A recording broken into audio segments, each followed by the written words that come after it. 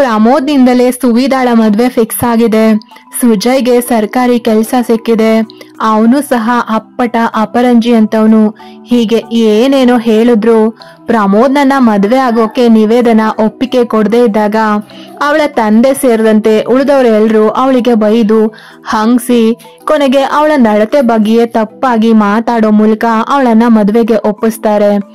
ಯಾವಾಗ ಅಪ್ಪ ನನ್ನ ನಡತೆ ಬಗ್ಗೆ ತಪ್ಪಾಗಿ ಮಾತಾಡ್ತಾ ನಾನು ಯಾರನ್ನೋ ಇಷ್ಟಪಡ್ತಾ ಇದ್ದೀನಿ, ಅದಕ್ಕೆ ಪ್ರಮೋದ್ನ ಮದ್ವೆ ಆಗೋದಕ್ಕೆ ಒಪ್ಪಿಗೆ ಕೊಡ್ತಾ ಇಲ್ಲ ಅಂದ್ರು, ಜೊತೆಗೆ ಅವರೆಲ್ಲರೂ ನನ್ನೊಬ್ಬಳನ್ನ ಬಿಟ್ಟು ಸಾಯೋ ಮಾತಾಡಿದ್ರು, ಆಗ ನಾನು ಹಾಗೆಲ್ಲ ಹೇಳ್ಬೇಡಿ ಅಪ್ಪ, ನೀವು ಹೇಳಿದಂತೆಯೇ ಕೇಳ್ತೀನಿ. ಏನೀಗ ನಾನು ಮದ್ವೆ ಆಗ್ಬೇಕು ತಾನೆ, ಅದು ಕೂಡ ನೀವು ಹೇಳ್ತಾ ಇರೋ ವ್ಯಕ್ತಿ ಜೊತೆಗೆ. ಸರಿಯಪ್ಪ, ಮದ್ವೆ ಆಗ್ತೀನಿ ಎಂದು ನಿರ್ಭಾವುಕ ಮುಖದಲ್ಲೇ ಹೇಳಿದ್ದೆ. ಆದ್ರೆ ಅವ್ರು ಯಾರಿಗೂ ನನ್ನ ನಿರ್ಭಾವುಕ ಮುಖ, ತುಂಬಿ ಬರ್ತಾ ಇದ್ದ ಕಣ್ಣೀರು ಯಾವುದು ಕಾಣ್ಲೇ ಇಲ್ಲ. ಬದಲಾಗಿ ನಾನು ಮದ್ವೆಗೆ ಒಪ್ಕೊಂಡೆ ಅನ್ನೋ ಮಾತು ಮಾತ್ರವೇ ಕೇಳಿದ್ದಷ್ಟೇ. ಅದೇ ಖುಷಿಗೆ ಅಮ್ಮ, ಅಕ್ಕ, ಅಜ್ಜಿ ಮೂವರು ಸೇರಿ ನನ್ನನ್ನ ಸುಂದರವಾಗಿ ಅಲಂಕರಿಸಿ ಪ್ರಮೋದ್ನ ಮುಂದೆ ನಿಲ್ಸಿದ್ರು. ಆಗ್ಲೂ ನನಗೆ ಅವನ ಮುಗುಳ್ನಗು ತುಂಬಿದ್ದ ಮುಖ ನೋಡಿ ಯಾವ ಭಾವನೆಯೂ ಮೂಡ್ಲೇ ಇಲ್ಲ. ಬದಲಾಗಿ ಆಗ್ಲೂ ನನ್ನ ಅಂತರಂಗ ಕೂಗಿ ಕೂಗಿ ಹೇಳ್ತಾ ಇತ್ತು, ಇವನು ನನಗೆ ಬೇಡ ಅನ್ನೋ ಮಾತನ್ನ. ಅವರು ಯಾವ ಬಣ್ಣದ ಸೀರೆ ಉಡ್ಸಿದ್ರು, ಹೇಗೆ ತಲೆ ಬಾಚಿ ಹೂವು ಮಡಿಸಿದ್ರು, ಯಾವುದನ್ನು ಗಮನಿಸ್ಲಿಲ್ಲ ನಾನು.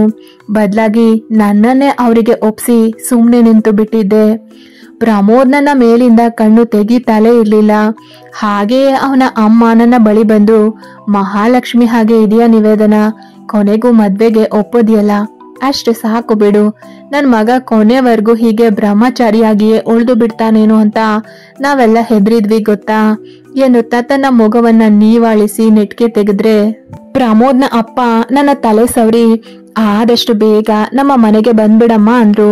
ಪ್ರಮೋದ್ನ ತಮ್ಮ ಸುಮ್ನೆ ನಕ್ರೆ ಅವನ ಹೆಂಡತಿಯ ಮುಖದ ಮೇಲೆ ಅಂತಹ ಸಂತೋಷವೇನು ಕಾಣ್ಲಿಲ್ಲ. ನನ್ನ ಕೆಂಪಾದ ಕಣ್ಣುಗಳನ್ನ ಬಾಡಿದ ಮುಖವನ್ನ ನೋಡಿದ್ರೆ ಎಂಥವ್ರಿಗಾದ್ರೂ ಇದು ನನಗೆ ಬಲವಂತದ ಮದುವೆ ಅನ್ನೋದು ತಿಳಿತಾ ಇತ್ತು. ಹಾಗೆ ಅವರಿಗೂ ಸಹ ತಿಳಿತು. ಆದ್ರೆ ಯಾವ ಪ್ರಯೋಜನವೂ ಇಲ್ಲ. ಯಾಕಂದ್ರೆ ನಿವೇದನ ಅನ್ನೋ ಈ ಹೆಣ್ಣಿನ ವ್ಯಾಪಾರ ಮುಗ್ದು ಹೋಗಿತ್ತು. ನನ್ನ ಹೆತ್ತವರು ಮತ್ತೆ ಮನೆಯವರು ಅನ್ಸ್ಕೊಂಡವರು ಅದಾಗ್ಲೇ ನನ್ನನ್ನ ಪ್ರಮೋದ್ ಅನ್ನೋ ಆ ಗರ್ಭ ಶ್ರೀಮಂತರ ಮಗನಿಗೆ ಸರ್ಕಾರಿ ನೌಕರನಿಗೆ ಮಾರಿದ್ರು. ಅವ್ರವ್ರೆ ಸಂತೋಷ ಪಡ್ತಾ ಏನೇನೋ ಮಾತಾಡ್ತಾ ಒಬ್ರಿಗೊಬ್ರು ಸಿಹಿ ತಿನ್ನಿಸ್ತಾ ಇದ್ರು. ನನ್ನೆದ್ರು ಸಿಹಿ ಹಿಡ್ದ ಪ್ರಮೋದ್ ಸ್ವೀಟ್ಸ್ ತಗೋ ಧನು ಅಂದ್ರೆ ಇಷ್ಟ ಇಲ್ದಿದ್ರು ಅವನಿಂದ ಸಿಹಿ ತಿನ್ನಿಸ್ಕೊಂಡು ಅವನಿಗೂ ಸಹ ಸಿಹಿ ತಿನ್ನಿಸಿದೆ. ಬಳಿಕ ಮದ್ವೆ ಮಾತುಕತೆ ಏನು ನಡೀಲೇ ಇಲ್ಲ. ಯಾಕೆ ಅಂದ್ರೆ ಅವರೆಲ್ಲ ಮೊದ್ಲೇ ಎಲ್ಲ ಮಾತಾಡಿ ಮುಗಿಸಿದ್ರು. ಕಾಟಾಚಾರಕ್ಕೆ ಹೆಣ್ಣಿಗೂ ಒಪ್ಪಿಗೆ ಇದೆ ಅಂತ ಹೇಳ್ಸೋ ನಾಟಕ ಅಷ್ಟೇ ನಡೆದದ್ದು ಅಲ್ಲಿ. ಬಳಿಕ ಪ್ರಮೋದ್ ಮತ್ತೆ ನನ್ನನ್ನ ಅಕ್ಕಪಕ್ಕ ಕೂರಿಸಿ ಅವನ ಕೈಯಿಂದ ನನಗೆ ಅರಿಶಿನ ಕುಂಕುಮ ಹಚ್ಚಿಸಿ ಹೂವು ಮುಡಿಸಿ ಎಲ್ರೂ ನಮ್ಮಿಬ್ರಿಗೂ ಅಕ್ಷತೆ ಹಾಕಿ ಆಶೀರ್ವಾದ ಮಾಡಿದ್ರು. ನಾನಂತೂ ತಲೆ ಎತ್ತಿ ಯಾರನ್ನು ನೋಡ್ಲಿಲ್ಲ. ಬದಲಾಗಿ ಅಲ್ಲೇ ಇರೋದಕ್ಕೆ ಹಿಂಸೆ ಅನ್ಸುತ್ತೆ ಅಂತ ನನ್ನ ರೂಮಿಗೆ ಹೋಗಿದ್ದೆ. ಕೆಲ ಹೊತ್ತಿನ ನಂತರ ಅಮ್ಮ ಅವ್ರೆಲ್ರಿಗೂ ಇವತ್ತು ಇಲ್ಲಿಯೇ ಊಟ ಮಾಡ್ಕೊಂಡು ಹೋಗ್ಬೇಕು ಅಂತ ಹೇಳಿದ್ರು. ಅವರು ಸಹ ಒಪ್ಪಿದ್ದು ಕೇಳಿಸ್ಕೊಂಡು ಇನ್ನೀಗ ನಾನು ಒಬ್ಳೇ ಇದ್ರೆ ಪ್ರಮೋದ್ ನನ್ನನ್ನ ಮಾತಾಡ್ಸ್ಕೋಕೆ ಬರಬಹುದು ಅನ್ನೋ ಅಂಜಿಕೆಗೆ ನಾನು ಸಹ ಅಮ್ಮನ ಹಿಂದೆಯೇ ಅಡ್ಗೆ ಮನೆಗೆ ಹೋದೆ. ಆದ್ರೆ ನಾನು ಯೋಚಿಸಿದಂತೆಯೇ ಪ್ರಮೋದ್ ನನ್ನ ಅಪ್ಪನ ಹತ್ರ, ಮಾವ ನಾನು ಧನು ಜೊತೆ ಸ್ವಲ್ಪ ಮಾತಾಡ್ಬೇಕಿತ್ತು, ಅವಳ ಜೊತೆಗೆ ಮಾತಾಡೋ ಸಲುವಾಗಿ 2 ವರ್ಷಕ್ಕೂ ಹೆಚ್ಚು ಕಾದಿದ್ದೀನಿ, ನೀವು ಒಪ್ಪಿಗೆ ಕೊಟ್ರೆ ನಾನು ಅವಳ ಜೊತೆಗೆ ಪರ್ಸನಲ್ ಆಗಿ 10 ನಿಮಿಷ ಮಾತಾಡ್ಬೇಕು ಅಂತ ನಯವಾದ ಮಾತಿನಿಂದ ಮನವಿ ಮಾಡಿದ್ದ ಪ್ರಮೋದ್. ಈಗಾಗ್ಲೇ ಅವನನ್ನ ದೇವಲೋಕದಿಂದ ಇಳಿದು ಬಂದ ದೇವಮಾನವ ಅನ್ನುವಂತೆ ನೋಡ್ತಾ ಇದ್ದ ನನ್ನ ಮನೆಯವರೆಲ್ಲ ಸರಾಗವಾಗಿ ಒಪ್ಪಿಗೆ ಕೊಟ್ಟು ಮನೆ ಹಿಂದೆ ಜಾಗ ಇದೆ ಅಲ್ಲಿಗೆ ಹೋಗಿ ಅಳಿ ಅಂದ್ರೆ, ಅಥವಾ ಅವಳ ರೂಮಿಗೆ ಹೋಗಿ ಅಂದಾಗ ರೂಮಿಗೆಲ್ಲ ಬೇಡ ಮಾವ ಹೊರಗಡೆಯೇ ಮಾತಾಡ್ತೀನಿ ಎಂದವನ ಸಭ್ಯಸ್ತಿಕೆಯ ನುಡಿಗಳಿಗೆ ಯಾರ್ ತಾನೇ ಮಾರ್ ಹೋಗೋದಿಲ್ಲ ಹೇಳಿ. ಅಂತೂ ಅವನ ಇಚ್ಛೆಯಂತೆ ನಾನು ಅವನ ಜೊತೆಗೆ ಮನೆ ಹಿಂಭಾಗಕ್ಕೆ ಹೋಗಿದ್ದೆ. ನನ್ ಹೆದ್ರು ನಿಂತು ನನ್ನನ್ನೇ ಅಡಿಯಿಂದ ಮುಡಿವರೆಗೆ ದಿಟ್ಟಿಸಿ ನೋಡ್ತಾ ಇದ್ದ ಪ್ರಮೋದ್ ಒಂದೇ ಒಂದು ಮಾತು ಕೂಡ ಆಡ್ಲಿಲ್ಲ. ನಾನು ತಗ್ಗಿಸಿದ ತಲೆಯನ್ನ ಮೇಲೆತ್ಲೂ ಇಲ್ಲ. ಕೊನೆಗೆ ನಿವೇದನ, ಈ ಮದ್ವೆ ನಿಂಗೆ ಇಷ್ಟ ಇಲ್ಲ ಅಲ್ವಾ?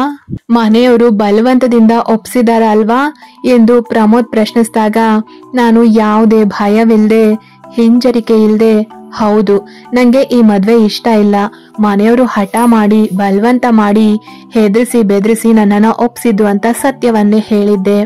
ಆಗ ಪ್ರಮೋದ್, ಈ ಮದ್ವೆ ಮಾತ್ರ ಇಷ್ಟ ಇಲ್ವಾ ಅಥವಾ ನನ್ ಜೊತೆಗೆ ಮದ್ವೆ ಇಷ್ಟ ಇಲ್ವಾ ಅಂತ ಪ್ರಶ್ನಿಸಿದಾಗ, ನಾನು ಎರಡು ಇಷ್ಟ ಇಲ್ಲ ಅಂತಾನೆ ಉತ್ತರಿಸಿದ್ದೆ. ಕೆಲ ಕ್ಷಣಗಳ ಮೌನದ ನಂತರ, ಪರವಾಗಿಲ್ಲ ಧನು, ನಿನಗಾಗಿ ನಾನು ಕಾಯ್ತೀನಿ. ನಿನಗೂ ಇವತ್ತಲ್ಲ ನಾಳೆ ನಾನು ಇಷ್ಟ ಆಗ್ಬಹುದು. ನೀನಾಗಿ ನೀನೇ ನನ್ನನ್ನ ಒಪ್ಪೋವರೆಗೂ ನಾನು ಕಾಯೋಕೆ ಸಿದ್ಧ ಎಂದವನ ಮಾತಲ್ಲಿ ನಯ ವಿನಯ ಎಲ್ಲವೂ ಇತ್ತು. ರಾತ್ರಿ ಊಟಕ್ಕೆ ಕುಳಿತಾಗ ಕೂಡ ಇಷ್ಟ ಇಲ್ಲದೆ ಹೋದ್ರು ಅವನ ಪಕ್ಕವೇ ಕುಳಿತು ಅವನಿಗೆ ಹೋಳಿಗೆ ತಿನ್ಸಿದ್ದೆ. ಊಟದ ನಂತರ ಅವರೆಲ್ಲ ಹೊರಡುವಾಗ ನನ್ನ ಬಳಿ ಬಂದ ಪ್ರಮೋದ್, ಇನ್ನು 1 ತಿಂಗಳು ಅಷ್ಟೇ, ಆಮೇಲೆ ನಾವಿಬ್ರು ಗಂಡ ಹೆಂಡ್ತಿದ್ದನು. ಇದುವರೆಗೂ ನಿನ್ಗೆ ನನ್ನ ಮೇಲಿದ್ದ ಕೋಪ ಅಸಮಾಧಾನವನ್ನ ಕಡಿಮೆ ಮಾಡಿಕೊಂಡು ಮನಸ್ಫೂರ್ತಿಯಾಗಿ ಒಪ್ಪಿ ನನ್ನನ್ನ ಮದ್ವೆ ಆಗ್ತೀಯ ಅನ್ನೋ ನಿರೀಕ್ಷೆಯಿಂದ ಹೋಗ್ತಾ ಇದ್ದೀನಿ ಅಂದಾಗ ನಾನೇನು ಮಾತಾಡದೆ ಹೋದ್ರು, ನೀವೇನು ಯೋಚನೆ ಮಾಡಬೇಡಿ ಅಳಿ, ಅಂದ್ರೆ ಅವಳೇನು ಚಿಕ್ಕ ಹುಡುಗಿ ಅಲ್ವಾ, ಹೋಗ್ತಾ ಹೋಗ್ತಾ ಸರಿ ಹೋಗ್ತಾಳೆ ಅಂತ ಪ್ರಮೋದ್ಗೆ ಸಮಾಧಾನ ಮಾಡಿದ್ರು ನಮ್ಮಮ್ಮ. ಮಾರನೇ ದಿನದಿಂದ ನಾನೇ ಎಲ್ಲರೊಂದಿಗೆ ಮಾತು ಕಡಿಮೆ ಮಾಡಿದ್ದೆ. ನನ್ನಿಂದಲೇ ವಿಷಯ ತಿಳಿದ ಅನು, ಅಂಕಲ್ ಆಂಟಿ, ನೀವು ಮಾಡ್ತಾ ಇರೋದು ತಪ್ಪಲ್ವಾ? ನಿವಿಯ ವಿದ್ಯೆ ಮಾತ್ರವೇ ಅಲ್ಲ, ಅವಳ ಕಲೆಯನ್ನ ಸಹ ನೀವು ಕೊಲೆ ಮಾಡ್ತಾ ಇದ್ದೀರಾ.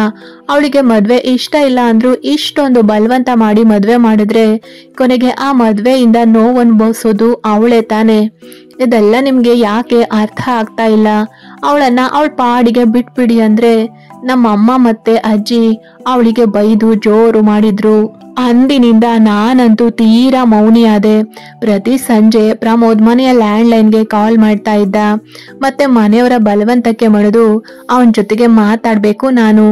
ಆದ್ರೂ ನಾನು ಹ್ಞೂ ಆಯ್ತು ಇಲ್ಲ ಇದಿಷ್ಟರ ಹೊರತಾಗಿ ಮತ್ತೆ ಏನೂ ಮಾತಾಡ್ಲಿಲ್ಲ. ದಿನಗಳು ಸಾಕ್ತಾ ಇದ್ದ ಹಾಗೆ ಅಣ್ಣ ಸರ್ಕಾರಿ ಕೆಲಸಕ್ಕೆ ಹೊರಟ. ಅಕ್ಕನ ಮದ್ವೆ ತಯಾರಿಗಳು ನಡೀತಾ ಇತ್ತು. ಪ್ರಮೋದ್ ಕೂಡ ಬಿಟ್ಟು ಬಿಡದೆ ಕಾಲ್ ಮಾಡ್ತಾ ಇದ್ದ. ಈ ನಡುವೆ ನಾನಿನ್ನು ಯಾವುದಕ್ಕೂ ಮಾನಸಿಕವಾಗಿ ತಯಾರಾಗಿರ್ಲಿಲ್ಲ ಅನ್ನೋದು ನನಗೆ ಮತ್ತೆ ಅನುಗೆ ಮಾತ್ರವೇ ತಿಳಿದಿತ್ತು. ನಮ್ಮ ಮದ್ವೆ ಫಿಕ್ಸ್ ಆದ ನಂತರ ಶುಕ್ರವಾರ ಸಂಜೆ ನೇರವಾಗಿ ಕಾಲೇಜಿನ ಬಳಿ ಬಂದ ಪ್ರಮೋದ್, ಬಾಧನು ಮನೆ ಕರ್ಕೊಂಡು ಹೋಗ್ತೀನಿ ಅಂದಾಗ ನಾನು ಹೋಗ್ಲೇಬೇಕಿತ್ತು.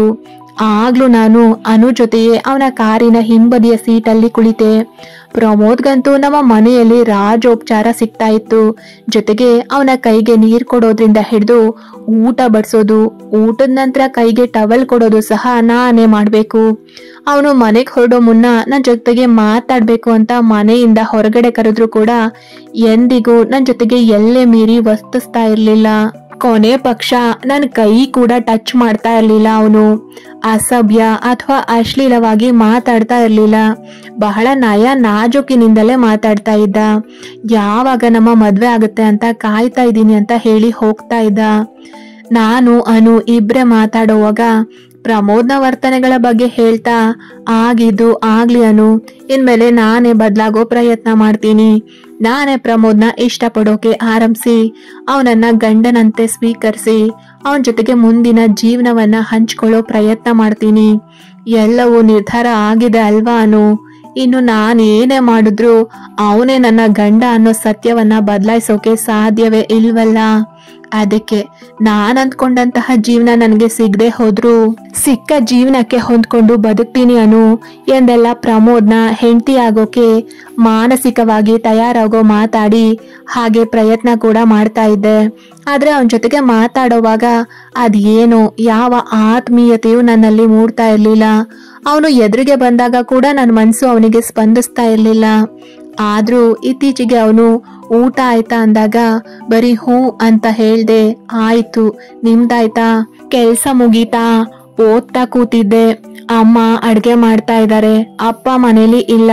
ಹೀಗೆಲ್ಲ ಅವನ ಜೊತೆಗೆ ಒಂದೆರಡು ಹೆಚ್ಚಿಗೆ ಮಾತಾಡಿ ಸಣ್ಣಗೆ ತುಟಿ ಬಿರಿಯೋ ಅಭ್ಯಾಸ ಮಾಡ್ತಾ ಇದ್ದ ನನ್ನನ್ನ ಕಂಡು ಬಹಳ ಖುಷಿ ಪಡ್ತಾ ಇದ್ದ ಪ್ರಮೋದ್ ಆಗ್ಲೂ ನನ್ನ ಜೊತೆಗೆ ತಪ್ಪಾಗಿ ಮಾತಾಡ್ತಾ ಇರ್ಲಿಲ್ಲ. ಆ ಅಕ್ಕನ ಮದ್ವೆ ತಯಾರಿಗೆ ಮನೆಯಲ್ಲಿ ಗೌಜು ಗದ್ದಲವೆಲ್ಲ ಜೋರಾಗೆ ಇತ್ತು. ಆದ್ರೆ ಅವಳಿಗೆ ಒಡವೆ ವಸ್ತ್ರಗಳನ್ನ ಖರೀದಿಸೋಕೆ ಯಾರು ನನ್ನನ್ನ ಕರೀಲೇ ಇಲ್ಲ. ಹುಡುಗನ್ ಮನೆಯವ್ರ ಜೊತೆಗೆ ನಾವೆಲ್ಲ ಹೋಗ್ತೀವಿ, ಪ್ರಮೋದ್ ಕೂಡ ಬರ್ತಾನೆ. ಹಾಗಾಗಿ ಯಾವುದೇ ತೊಂದರೆ ಆಗಲ್ಲ, ನೀನು ನಿನ್ ಪಾಡಿಗೆ ಕಾಲೇಜಿಗೆ ಹೋಗು ಅಂತ ನನ್ನ ಅಮ್ಮ ಹೇಳಿದ್ರೆ ನನ್ನ ಅಮ್ಮನ ಮಾತಿಗೆ ಒಪ್ಪದ ಪ್ರಮೋದ್, ಅತ್ತೆ ಅವಳು ಕೂಡ ಬರ್ಲಿ, ಅಕ್ಕನ್ ಮದ್ವೆ ಅಂದ್ರೆ ಅವಳಿಗೂ ಆಸೆ ಇರಲ್ವಾ ಅಂದಾಗ ಅವನ್ ಮಾತನ್ನ ಯಾರೂ ಮೀರ್ಲಿಲ್ಲ. ಹಾಗೆ ಅಕ್ಕನ್ ಮದ್ವೆ ಶಾಪಿಂಗ್ಗೆ ನನ್ನನ್ನ ಸಹ ಕರ್ಕೊಂಡು ಹೋದ ಪ್ರಮೋದ್, ಧನು ಜ್ಯೂಸ್ ಕುಡಿತೀಯಾ, ಕಾಫಿ ತಂದ್ಕೊಡ್ಲಾ ಅಂತೆಲ್ಲ ನನ್ನ ಕಾಳಜಿ ಮಾಡ್ತಾ ಇದ್ದ. ಜೊತೆಗೆ ಅವರೆಲ್ಲರೂ ಅಕ್ಕನ ಮದ್ವೆಗೆ ಅಂತ ಬಟ್ಟೆ ನೋಡುವಾಗ ನನ್ನ ಕಣ್ಣು ಸೆಳೆದ ಒಂದು ಚಂದದ ಚೂಡಿದಾರ್ನ ಬಹಳ ಆಸ್ತೆಯಿಂದ ನೋಡಿ ಅದರ ಬೆಲೆ ಕೇಳಿದ ನಾನು ಬಾಯಿ ಮುಚ್ಕೊಂಡು ಬೇರೆ ಕಡೆ ಹೋದಾಗ ಆ ಚೂಡಿದಾರ್ನ ತಾನೇ ಖರೀದಿಸಿ ನನ್ನ ಕೈಗಿಟ್ಟ ಪ್ರಮೋದ್, ಇದು ನನ್ನ ಮೊದಲ ಉಡುಗೊರೆ ಧನು, ಪ್ಲೀಸ್ ಬೇಡ ಅಂತ ಮಾತ್ರ ಹೇಳ್ಬೇಡ ಅಂತ ಮನವಿ ಮಾಡಿದ್ದ. ನೋಡ್ತಾ ಇದ್ದಂತೆ ದಿನಗಳು ಕಳೆದು ಸುವಿ ಅಕ್ಕನ ಮದ್ವೆ ದಿನ ಬಂದಿತ್ತು. ನಾನು ಅಮ್ಮನ ಅಣತಿಯಂತೆ ತಯಾರಾಗಿ ಅನುವಿನ ಕೈ ಹಿಡಿದು ಒಂದೆಡೆ ಕುಳಿತುಬಿಟ್ರೆ ಮದ್ವೆ ಮನೆಯ ತುಂಬೆಲ್ಲ ಓಡಾಡಿ ಜನರ ಮೆಚ್ಚುಗೆ ಗಳಿಸಿದ್ದು ಮಾತ್ರ ಪ್ರಮೋದ್.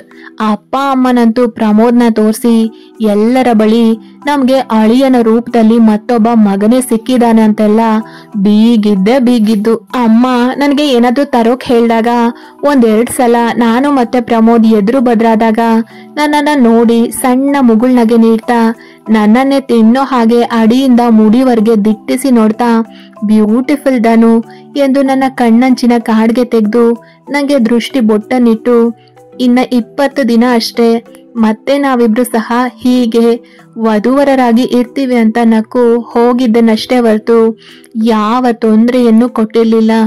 ಅಷ್ಟೇ ಅಲ್ಲ, ನನ್ನ ಸ್ವಂತ ಅಕ್ಕನ ಮದುವೆಯಲ್ಲಿ ನನ್ನನ್ನೇ ಅತಿಥಿ ಅನ್ನೋಷ್ಟು ಚೆನ್ನಾಗಿ ಉಪಚರಿಸಿದ್ದ ಪ್ರಮೋದ್.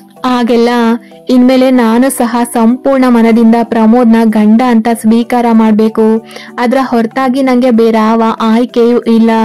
ಹಾಗಾಗಿ ಇನ್ಮೇಲೆ ಪ್ರಮೋದ್ನ ಮೇಲಿನ ಋಣಾತ್ಮಕ ಅಭಿಪ್ರಾಯವನ್ನ ಬದಲಾಯಿಸ್ಬೇಕು.